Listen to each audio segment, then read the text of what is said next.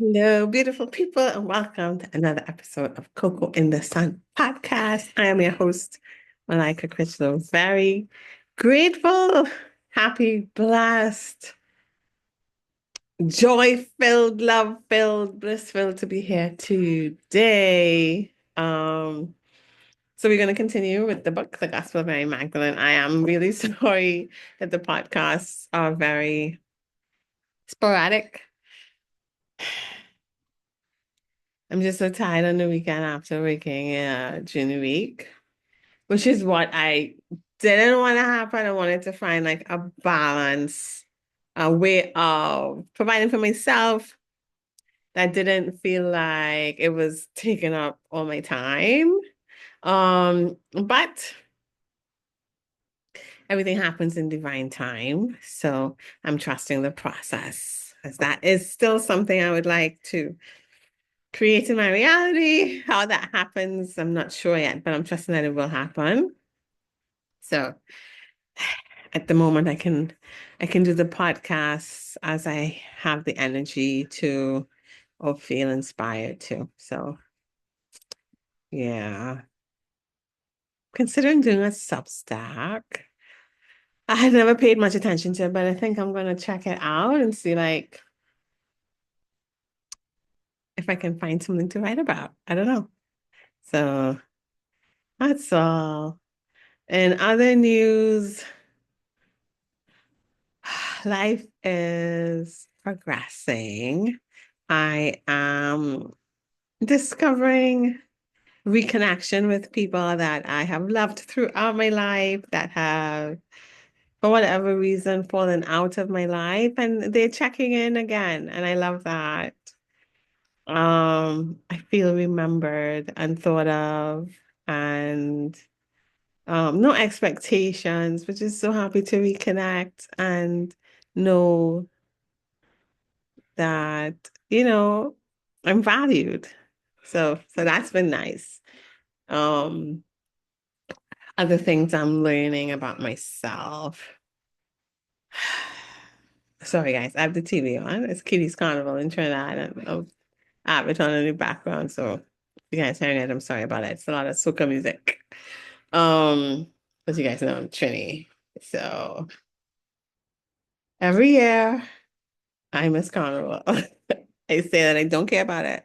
I don't get hyped up before.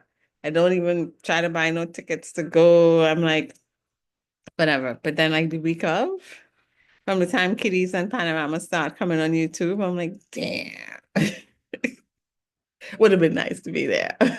So then I just watch it like live when I can. And that seems to help me get through it. Anyway, so if you hear the music in the background, please excuse it. Um, okay, so what I'm learning about myself is um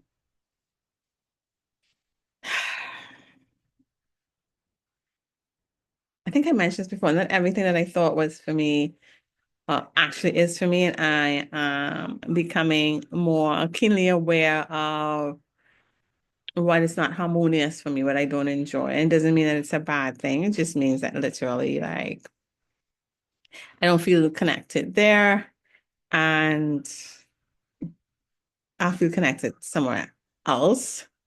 So that's seriously taking following my joy. Um, but seriously, also my intuition. I feel like there's some undercurrents there that I don't exactly know what it is, but I don't feel comfortable with. Depending on the situation, I might try to find a resolution and voice it, or I might just remove myself from the situation if it's not feeling right anymore. So, um, it getting better at recognizing it and better at disconnecting. Sometimes still feeling like, well, there's something wrong with me. And I think as I move through these situations more, I probably feel like that less and less. So it doesn't really last long. I'm like, no, nothing's wrong with me. I just think that I just don't connect with that type of message, right? That doesn't appeal to me. but it still has a purpose and it'll appeal to others. And it served its purpose. I learned a lot there and I'm grateful for what I learned there. Um, so yeah, so that's been to me, I think, lessons I'm learning. Also, like maybe I do make mistakes. Maybe my own perceptions and filters and experiences have made me sensitive to certain situations, and I'm just not able to deal with them just yet. It doesn't mean that they're bad or that I'm bad. It just means that these are things that I'm still healing from, and I'm not able to tolerate um for a very long time, or not able to tolerate at all at this stage and of my healing and my processing and my understanding of self and my joy. But I feel like as I grow in joy with myself, these things will have less of an impact, and I probably wouldn't have to remove myself so much. So like trusting that process as well. Um so that's it. The feedback I'm getting back from my dreams, I'm like also like really being redirected more to myself and not to others understanding. So I go through phases like this. The phases like this where I just really want to sit with myself and understand what this feeling is or what this time is for me, right? It could be like astrological stuff, it could be eclipses, it could be just like sometimes they just give like energy updates and stuff, and I'm like, really want to know, so what's it saying and what's going on and stuff like that. And I just look at all those videos and Google all these things. And then I go through periods where I don't want anybody to tell me what it is, and I want to see what it means to me. Like, what am I experiencing? So, what did this mean to me? What did this bring to me? And just let my life show me and reveal things to me on the experiences that I encounter, opportunities that come. Um, Thoughts and understandings and stuff like that. So I'm back to this phase of just really wanting to listen to myself and see or look at my life and my experiences and see what's coming and not having it be defined by others. Because I think not everybody's at the same frequency or we're not healing the same things at the same time. Um, Sometimes. Because we've all had different experiences at different times, and different ways of healing, different ways of experiences, the same experiences and stuff like that. So I feel like while we may all be processing the way that we're processing and how it's being done or what's processing can be different. And sometimes I feel aligned with what's being said. Sometimes I'm like, I want to see for myself. And then later I might look at it and be like, oh, that's true, because that's what I was feeling without even reading what someone else said, you know? So I find like right now I'm in that phase of just trying to listen to myself and being routed back to myself, my own understandings, and also creating my own communication with my divine team. Um, and um things that are important to me if I be involved with them. So trusting the things that I feel aligned with as well. So that's what's been going on. Um, so yeah, just kind of paying attention to myself, being redirected to myself to see if the answers are within, and they usually are. So from my dreams, based on my own trying to interpret them, which is still in process, because I had a dream analyst before, and she's really, really good and very specific. But I feel like the number of dreams that I'm having, I'm missing a lot of information, and um, I want to have an understanding of what they're telling me with my divine team without having to have someone mediate that for me. So I'm working on that, and what that means, and I am okay with, is probably meaning that I may misinterpret things for a little bit or not fully get an understanding, but eventually, hopefully, I will. So I know like if you don't get it, like themes repeat. So like if you don't get it, like they'll try another way to communicate it with a dream, you know. So I know that. I also know that there's no rush, and there's no mistakes. So even if I don't get it now, I'll get it when I'm supposed to get it and trusting that process. So a lot of that is a lot of that is going on. So I think what my dreams are telling me right now, based on my own understanding, is that I need to overcome my anger about some situations, I think friendships they were showing me, in order to have a new outcome and to open my heart. So the opening of my heart has been a theme that's been returning. And for a while now, like I would say like quite a few months, if not more than a year, in different ways. So every time I think like, oh, I think my heart's opened and I've moved, progressed in this way, they let me know um that still needs to open. So it's been a recurring theme for me. I do think it is getting better because the apartment, when I dream of apartments, that's when it's kind of like letting me know that I have compartmentalized my feelings and I need not to do that. I need to feel them. Um, so what I realize is the how pronounced the feeling of the apartment in the dream is for me probably is an indication of my progress or not. Like if I see an apartment building, I'm living in an apartment building with the people in an apartment building, I think it means there that have a lot of stuff compartmentalized. But if I'm just in one apartment, I'm thinking, and I'm not sure, I'm still trying to understand this dream interpretation, that I'm probably compartmentalizing one thing that needs to be released. So the last dream appears to be like one thing. Um, so I'm crossing my fingers. I do have it right. It has to do with anger issues regarding friendships. And I'm believing this opens my heart and allows a new thing to come in for me. So I'm working on getting that done. Other dreams show me like in grocery aisles, getting cereal. So I think when you're in a grocery, getting stuff you need means that you are getting stuff that you need. A lot of dreams of eating bread or cooking, baking bread, gluten-free bread or gluten-free pizza crust.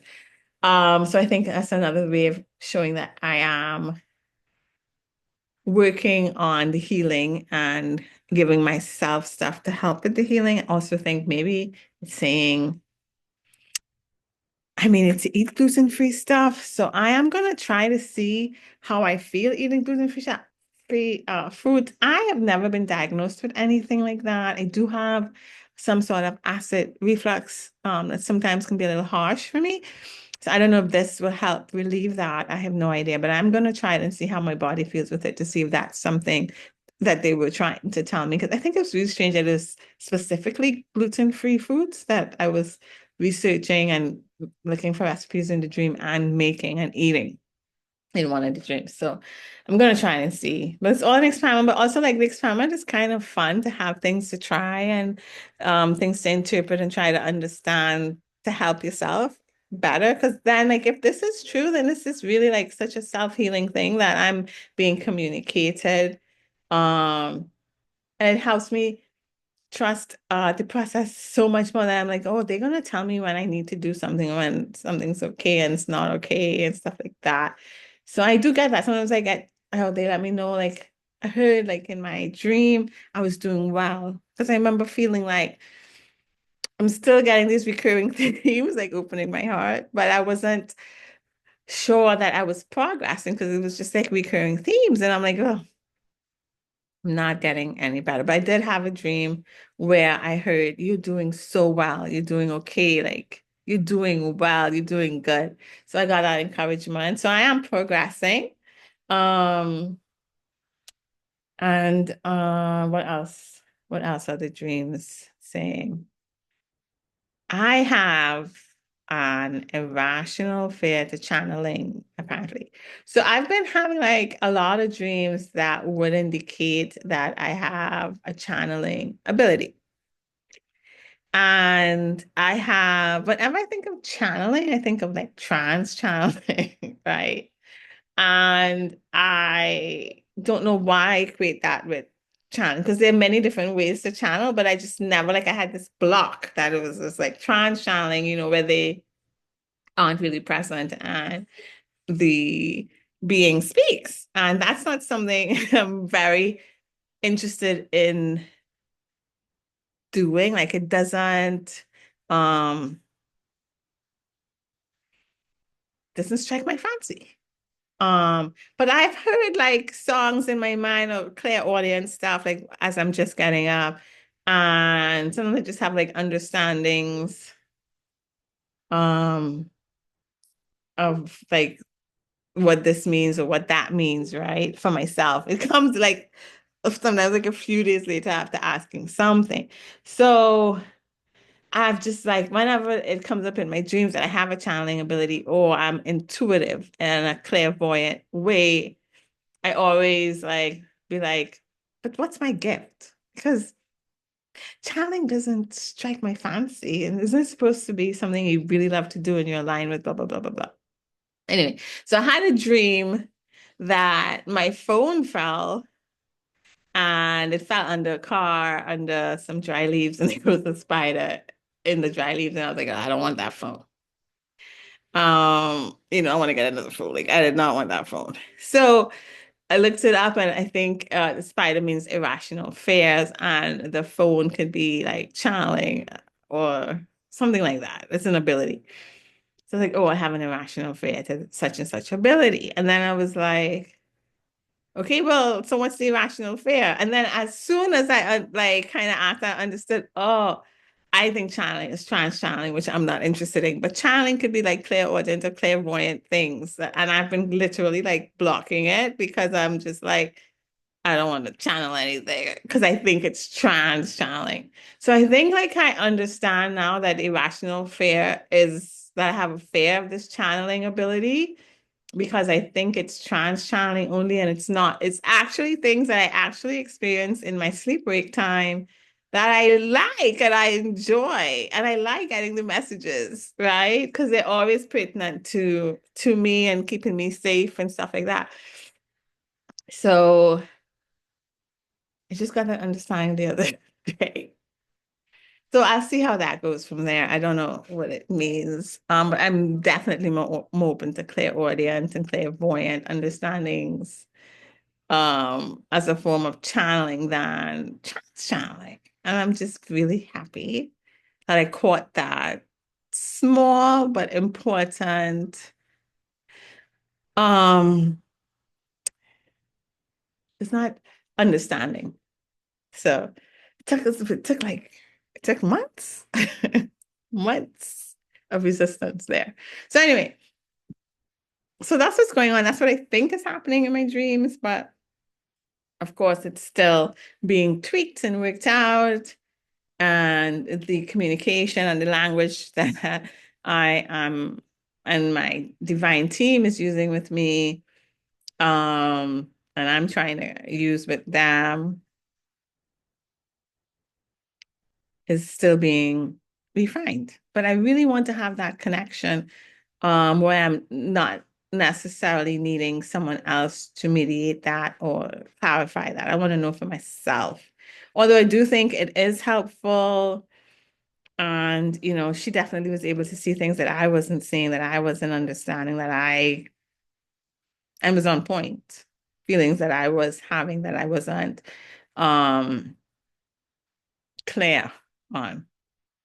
So if you can afford a dream analyst, then I would, say to do it. But at this stage, I think I want to work on my own language and my own understanding with my own divine team to develop my own confidence in myself and my team at this stage.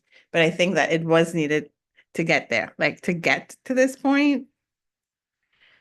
I think it helped me really understand that the dream atlas helped me understand that these were really messages I was really getting specific to my progress and what I needed to work on and stuff like that. So anyway, so this is where I am. I don't know how to open my heart more. So that recurring theme of opening your heart, so that frustrates me a little bit because I don't know how to. Like, I just don't know how to. Um, I believe that it does happen with the intention of wanting it to happen. So I do intend to want to open my heart more and love more and not suppress my feelings and stuff like that. But I'm not sure if it's working. I do speak it out loud and let my divine team, this is something that I would like to have done. I understand like from the dreams are telling you stuff that needs to be done, but they're telling you stuff that they're working on healing you with or from. So I may not have to do anything and it will gently happen on its own through experiences, understandings, or things that come into my field, catalysts that come into my field. So I don't want to put like a lot of stress on it. Just intend for it and allow for it to occur how it wants to in its own divine timing. So that's where I am right now in my process. I do feel a lot lighter. I noticed that I am able to smile more with other people, look into their eyes more, greet them. Like even if I'm going like on a walk or stuff like that.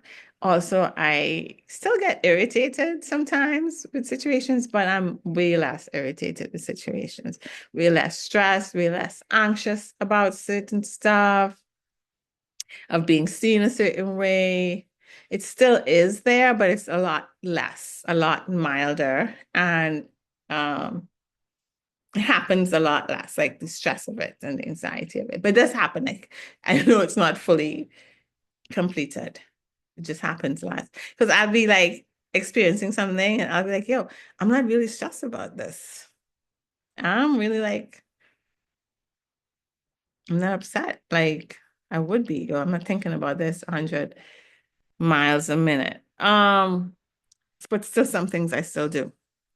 I'm just seeing that some situations where I would be like that. I'm not like that anymore. But there's still some situations where I still am like that. Um, so yeah. So that's all I think due to also the healing soul convergence program I was doing. That was about 6 months. I think the 6 months was a long time. And all it was just listening to meditations. They medit daily. I listen to them daily, like once or twice a day. Um, and each meditation was about an average of 40 minutes. So it started to wear on me a little bit because I felt like, so I work 8 to 5 and then, I try to unwind, I go for a walk and stuff, come back. And I do like to spend some time in quiet with myself because I feel like that's part of the investment of my growth, spending time with myself outside of another person's meditation or listening to someone else's voices. Now, I could spend time with myself by listening to solfeggio frequencies, and that's okay. But the meditations with someone else's voice feels like it's not me by myself, um, connecting with myself. And I think that's one of the things they're saying like I needed to invest in myself and was like spending that time in quiet. I'm not a huge, like I've said before, meditation person, but I do like being in quiet or looking at the sunset in quiet, or maybe with solfeggio frequencies playing. But so I was finding that that time is being limited to listen to the meditation, and my time after work was feeling very confined. So what happens? was started figuring out like, okay, if I listen to it before I go to sleep, then I will still have the time after work to sit with myself and quiet, like after the walk and stuff like that. So I figured it out. But I was just saying, like, after 6 months of it, right? And I'm grateful for it. It was like a scholarship program. I'm so grateful. And I know a lot, a lot was addressed in that time. Um, so that's why I was so committed to it because I was like, even though this is getting weary for me, like I know this is helping, and I committed to this program for the 6 months. So I do want to finish it off, but it was getting weary. So I'm glad now, like at the end to the end of it, I'm getting back to just myself and my thoughts and not having to have something to do every day, not having like homework, and after working all day I just didn't want to have something, like I just wanted to have a flowy evening. And um so yeah, so while I was grateful for it, I'm also grateful for the time now back to myself. But it did help a lot. I do think a lot was addressed, as is evidenced by my ability now to be more friendly, less I want to say less in myself or feeling judged, right? Being open and meeting people eye to eye and saying hi, and just feeling generally even better than my normal. So I'm normally idling at a pretty nice level for me. Um, because I generally try not to do things I'm not happy doing. So that may be not interacting with people I don't want to interact with right now until I'm ready to interact with them. And I give myself that freedom to do that and that space and that allowance and that grace, right? So I'm generally idling, but I'm, like my normal is pretty um nice to existent. But I find like it's even more nice, it's even more elevated, even more jolly, even more happy, even more excited for things to come, even more hopeful, um, since doing the program. So I definitely think it was worth it, and I think it unwound a lot that was tightly wound. And there's still work to do, but a lot of work was done in that 6 months. I'm so glad that I committed to it, and I did complete almost. I'm almost complete. I've almost completed it. So, so that's it. So anyway, I'm gonna read some of this book. Although the most fun thing is talking with you guys, is apparently. So let me read something so I could say I read something, you know?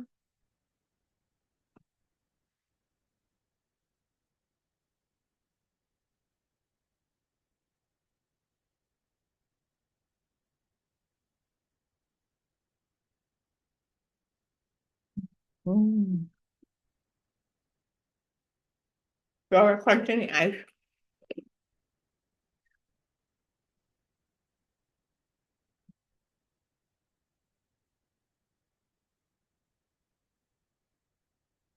so glad to be here with you guys. Like you have no idea. Okay. I don't remember where I cut off. I don't know why I don't mark where I cut off, because I never know.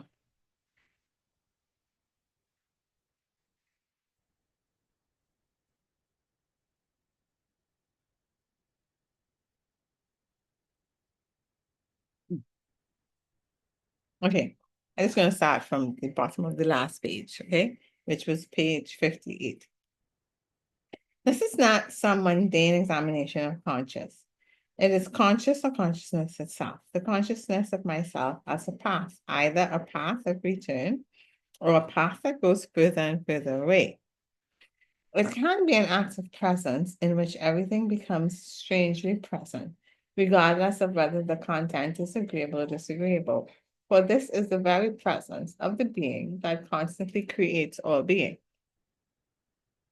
But it can also become an act of absence in which everything becomes strangely absent, a wasteland of missing being. In this mode, everything, however stimulating or entertaining, has the stale taste of exile deep down. Whether the content is agreeable or disagreeable is of no real importance, because everything ultimately feels empty of meaning. This is the path that can take you far away from home. Sometimes indulging a belief that no return is possible, that home does not exist, and that meaninglessness and absurdity are inherent in the human condition. The choice here is mine alone. How shall I use my intelligence and my imagination? The teacher himself made it clear. Your happiness, your unhappiness is the consequence of your actions, and your actions are the consequence of your choice. What you do takes you further away. As Paul of Tarsus put it, instead of the good you desire, you do the evil you do not desire. Those who have ears, let them hear. Nothing and no one can compel those who do not wish to understand. Once more, the teacher confronts us unsentimentally, yet in fathomless love with our own freedom. It is not we who make the path, it is we who give it direction. This is our true power. We direct our path right into the heart of sickness and suffering toward the good. Perhaps the rule has no meaning in itself. It is given to us to discover one. This, of course, requires courage, but more than anything else, it requires imagination. That sublime imagination that may be glimpsed in certain thoughts hastily dismissed as crazy by those who ignore them, or heard in certain poems or certain angelic messages, and in all of the great sacred texts. Okay, so now we're reading again from the Gospel of Mary Magdalene, page 8. Attachment to matter gives rise to passion against nature. Thus, trouble arises in the whole body. That is why I tell you, be in harmony. If you are out of balance, take inspiration from manifestations of your true nature. Those who have ears, let them hear. Ignorance, a sickness of the heart and the mind, is accompanied by attachment. This, which is a sickness of desire, it is at once a blockage of true desire and an inflation of emotional desire, a fixation upon some object in which desire imagines it will find fulfillment and repose. The teacher speaks here of attachment to matter. If we take this to mean all that is composed and that will someday be decomposed, then he is not talking about attachment to our house in the country or our stock portfolio. He also means attachment to a person or people, to a country or society, or to anything that we make into an object belonging to us. This is what Yeshua is speaking of in other gospels, when, for example, he warns against looking upon a woman with lust. For with this look, a man does not see the woman itself, but a mere object of, for with this look, a man does not see the woman herself, but a mere object of possible pleasure. It misses the subject that she is, as well as any true relation, infinitely richer than that of possession that might be established with her. Our ideologies and beliefs are also subtle forms of matter in this sense, for they are composed of images and concepts.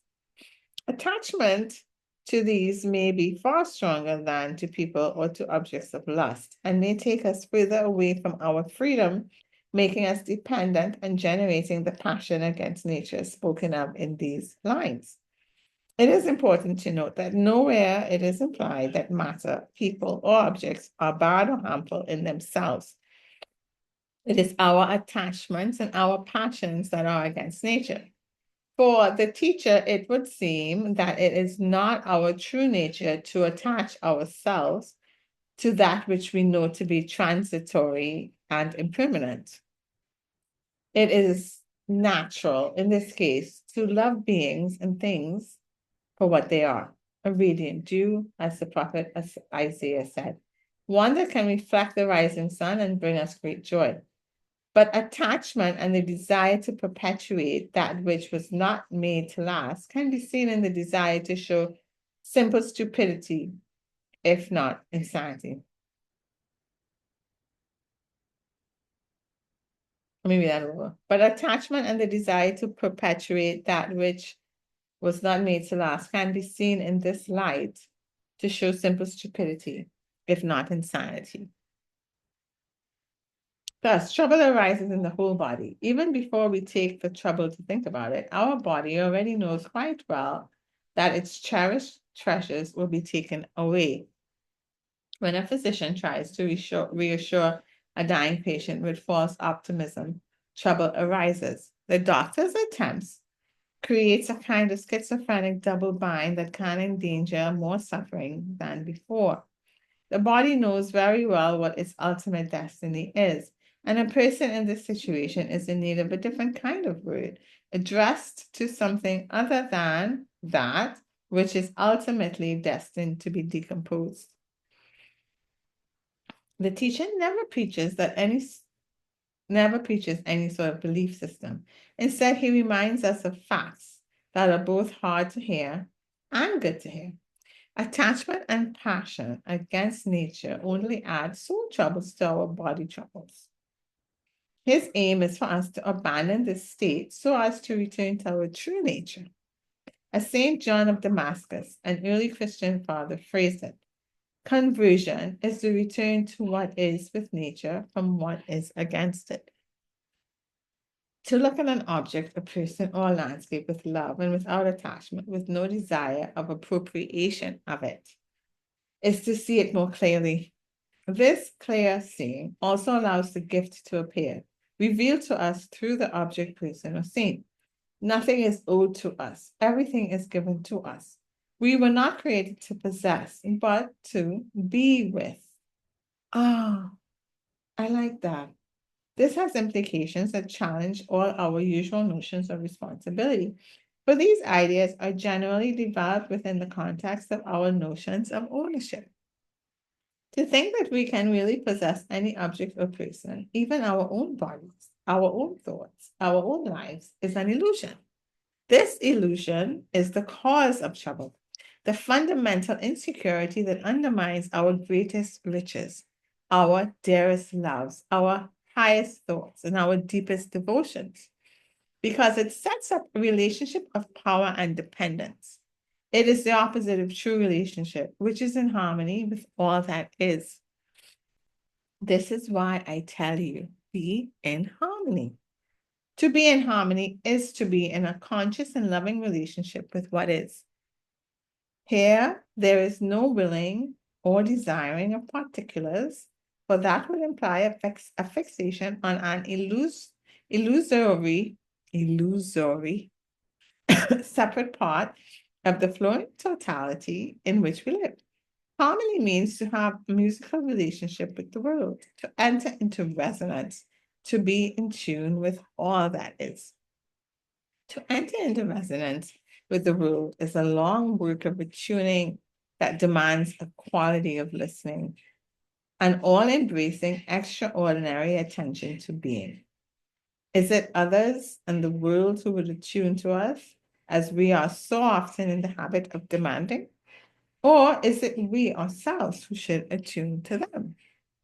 The teacher seems to be telling us that it is indeed our task to enter into resonance with whatever environment we find ourselves in, and even to tune into our adversary before it is too late.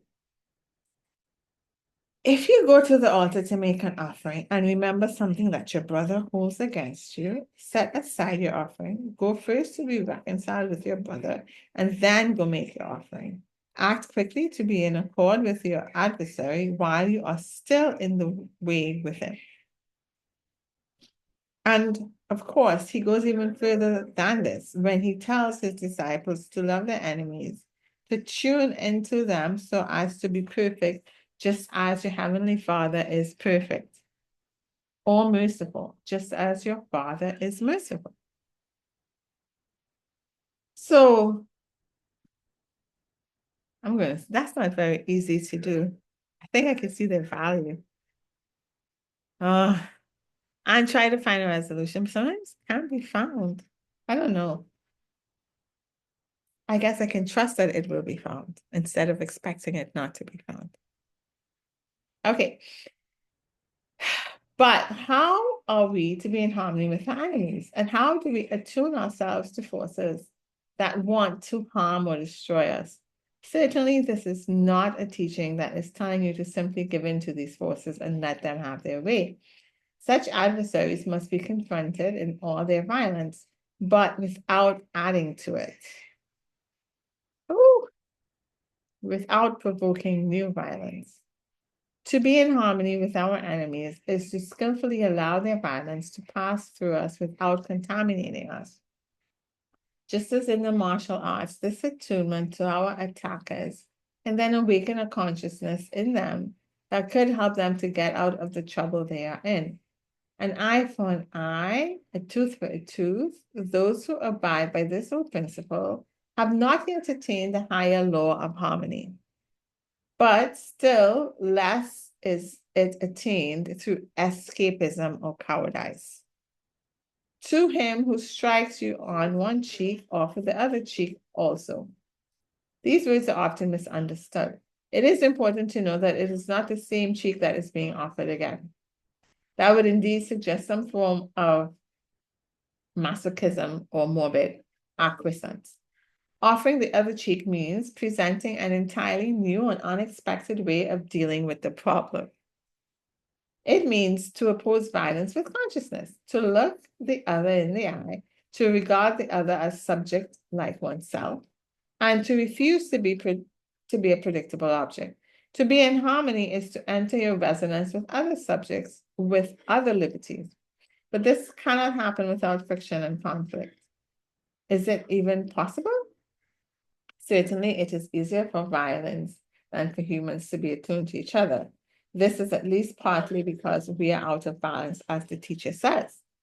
Before trying to harmonize with the world and with others, it is surely necessary to be in harmony with yourself.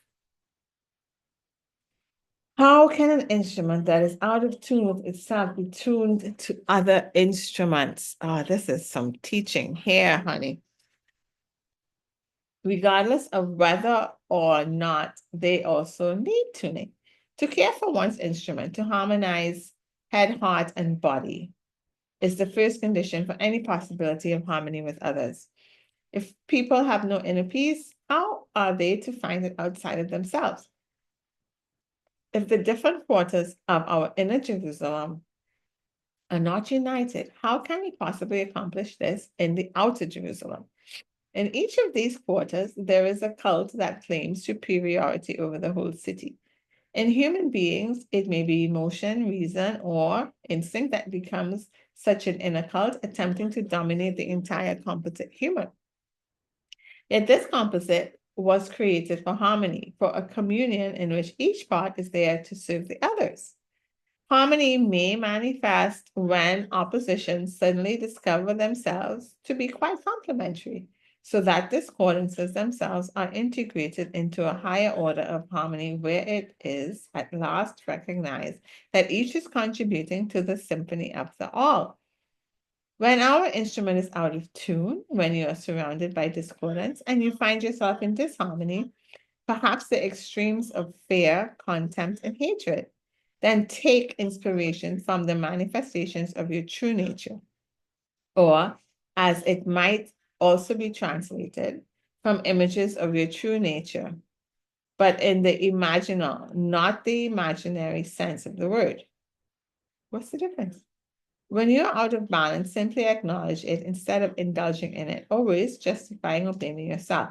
Allow yourself to be inspired by manifestations of the fully human and incarnations of the peace and harmony that we know is possible in ourselves. In this particular concept of Yeshua as divine manifestation within the human, Paul of Tarsus described the teacher as the image of the invisible God. To take inspiration from such an image is more than just receiving positive feelings from an icon, For this icon is a window into the invisible, where we see what humans are capable of, where we see the incarnation of love that is our true calling. As John the Evangelist said, if Yeshua had not come, there would be no sin. In other words, if we had never been able to know of an authentic human being, we would be ignorant to the fact that we are not yet human. If we had never seen a human in true health, we would not know that we are sick.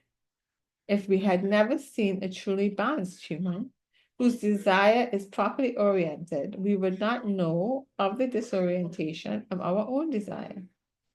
If you are out of balance, take inspiration from manifestations of your true nature. Oh, in fact, this is an exercise advocated by all the great spiritual traditions. It is essential for anyone who would truly engage in the spiritual path, yet it may take different forms, such as spending time in the company of the wise and holy people, or visiting special places where their presence is felt, and taking inspiration from the actions and attitudes of those beings who incarnate our own true nature and manifest what is both completely human and fully divine in us. Those whose inner truth, beauty, and goodness are the signs of the forgotten God who dwells within us. This passage concludes with the teacher's recurrent phrase, reminding us that these signs are especially for those who dwell in wholehearted attention and thus know how to look and listen deeply to slow and subtle gestures. Those who have ears, let them hear.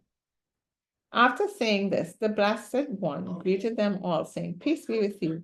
May my peace arise and be fulfilled within you. Note that this is the only passage where this gospel refers to the teacher, Yeshua, as the blessed one, the embodiment of bliss. This is a good place to pause and consider the following proposition. Pleasure is the delight and fulfillment of the body. Happiness is the delight and fulfillment of the soul. Joy is the delight and fulfillment of the spirit. I'm going to stop there. I think that's a good place to pause. I'm going to actually mark it this time so I know where I stop. And then we can continue another day when I feel inspired, because I have to do this in pieces as I move forward. So this book just seems so long. Anyway, that's where we're at. And then we'll follow up on the next podcast. I hope you guys have a really good week, a blessed week, a joyful, blissful week. Hope you're gentle with yourself and you're taking time to understand yourself and your feelings and know what brings you joy and what doesn't. And you're able to, as best as you can, without bringing harm to yourself or others, do the things that bring you joy. Anyways, have a great week, guys. So good catching up. We'll see if I make any progress in the next 2 weeks with anything that I'm working on. Have a great day. Bye.